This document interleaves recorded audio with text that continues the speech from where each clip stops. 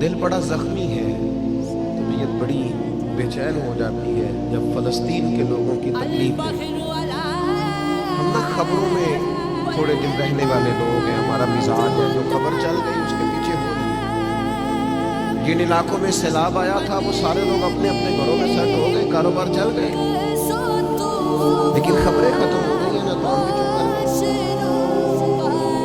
فلسطین کی چند دن خبریں ذرا زیادہ تھیں تو ہم بھی ذرا زیادہ بات کر رہے تھے، اب وہ خبریں ختم ہو گئی، جنگ تو ختم نہیں ہوئی، تکلیف تو ختم نہیں ہوئی۔ میرے عزیز، لوگوں کو دیا جائے، اور دیکھنا یاد رکھنا، اگر رمضان میں بھی کوئی کریانے والے کے پاس کھڑا ہو کے کہہ رہا ہونا کہ یار بس 2 دن اور نکالو میں تمہارا قرض چکاتا ہوں، تو پھر میرا خیال ہے کہ ہمیں اپنی افطاریاں اور سیاسی افطاریاں تھوڑی بند کر لینی چاہیے۔ پھر ہمیں غور کر لینا چاہیے کہ رمضان شریف میں بھی لوگ گزارشات پیش کر رہے ہیں۔ خدا کے بندو، اس تفریق سے ہم کب نکلیں گے کہ بس ہمیں لوگوں کو خیرات ہی دینی ہے؟ آپ لوگوں کے دکھوں کا مداوع کریں، آپ تعلیم کو عام کریں، روزگار کو عام کریں، اور آپ لوگوں کی ضروریات کی کفالت کریں۔ ایک شخص صرف دے اور ایک آدمی کو دے، لیکن اس کی ضروریات کا خیال کریں۔ تو آپ اپنی طبیعت میں رمضان میں سخاوت کا مزاج پیدا کریں اور اپنے ارد گرد ڈھونڈیں۔ حضرت امام زین العابدین رضی اللہ تعالیٰ عنہ کسی شخص کو کچھ دینے لگے تو زمین پہ رکھ کے چلے گئے، اور پھر آواز دی وہ میں نے کچھ آپ کے لیے تحفہ رکھا ہے فلاں جگہ اٹھا لیجیے گا۔ تو کسی نے کہا حضور آپ نے نیچے رکھا ہے، دے دیتے۔ فرمانے لگے لیتے وقت وہ آنکھیں بھی نیچی کرتا، اس کی زبان پر شکریہ کے الفاظ بھی لڑکھڑاتے ہوئے آتے ہیں، اور وہ مجھے محسن جان کر اپنے مزاج میں تھوڑا کمزوری بھی محسوس کرتا، تو میں جلدی سے اس لیے آ گیا ہوں کہ کہیں اس کو نظریں نہ جھکانی پڑے، اللہ کی رضا کے لیے دیا ہے۔ ہمارے حضرت فرمایا کرتے تھے کسی غریب کی بیٹی کی شادی کراؤ تو پھر خود اس شادی میں نہ جانا، اس لیے کہ وہ تو پھر بیچارہ تمہارے آگے پیچھے پھرتا رہے گا، نظریں جھکائے پھرے گا، تم نے تعاون کر دیا اب گھر رہو۔ چوتھا کام جو ہم نے رمضان میں بہت زیادہ کرنا ہے وہ دعائیں مانگنے کا ہے۔ دعا مومن کا ہتھیار ہے۔ کچھ لوگ کہتے ہیں دعا سے کیا ہوتا ہے؟ میں نے کہا اگر رسول رحمت دعا مانگے نا تو اللہ حضرت عمر جیسے لوگوں کو دین میں داخل کر دیتا ہے۔ وہ دعا کی طاقت کا ہی نہیں پتا۔ دعا تو ہتھیار ہے مومن کا، دعا سے انقلاب آ جاتا ہے، کایا پلٹ جاتی ہے۔ دعا کرو کوئی دعا دینے والا ملے، دعا کرو کوئی پچھلے سحر اٹھ کر دعا دے، کوئی بیٹھا ہوا مجھے دور دعا دیتا ہے، میں ڈوبتا ہوں پر سمندر اچھال دیتا ہے۔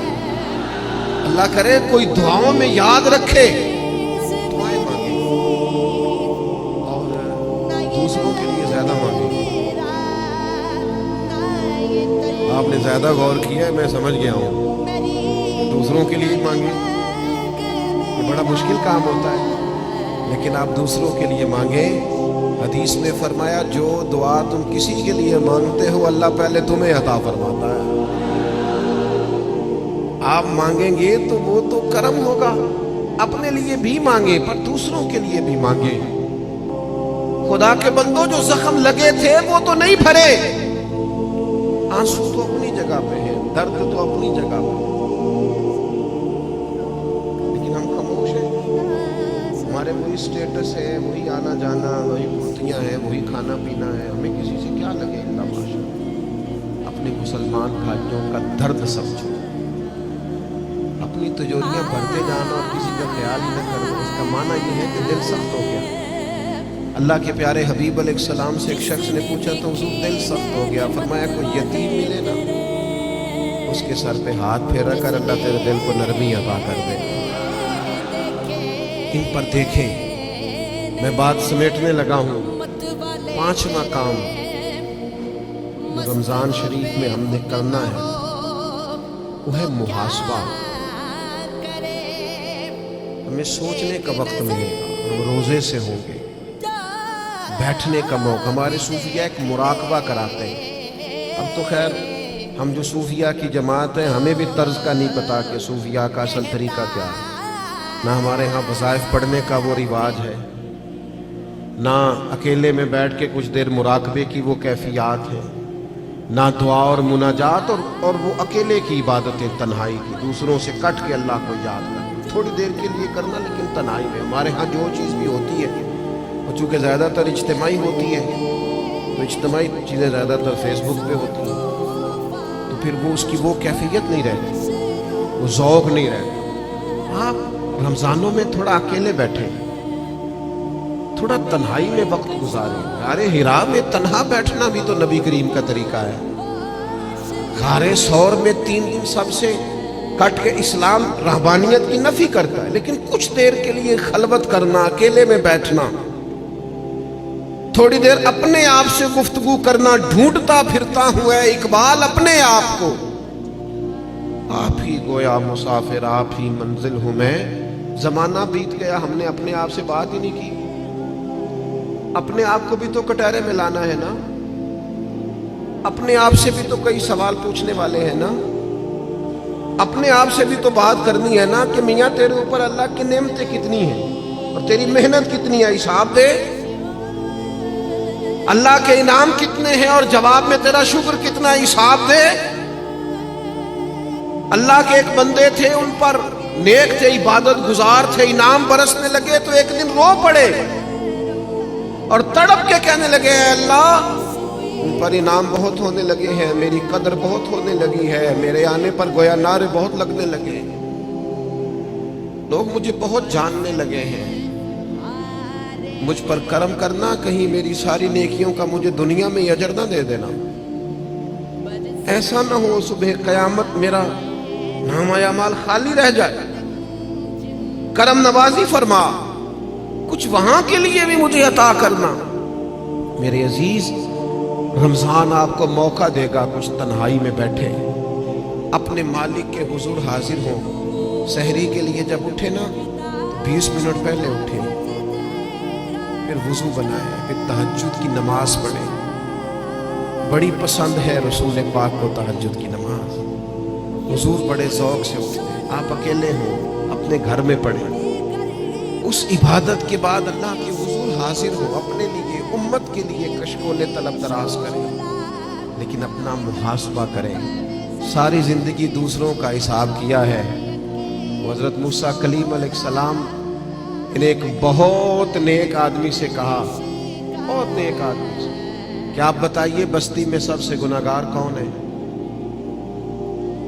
تو اس نیک آدمی نے اپنے گلے میں رسی ڈالی، حضرت کلیم کے ہاتھ میں تھما کے عرض کرنے لگے حضور کچھ لوگوں کا مجھے خیال تھا کہ شاید ان میں کچھ غلطیاں ہوں، پر ان کی غلطیوں کا مجھے صرف شک تھا، اپنی غلطیوں کا تو مجھے یقین ہے نا، تو مجھے طے ہے نا میں نے کی، تو میں ہوں سب سے بڑا گناہگار. تو آپ فرمانے لگے پتہ تمہیں درجہ کیوں ملا؟ یہ تمہاری جو عاجزی ہے اسی نے تمہیں درجات عطا کی.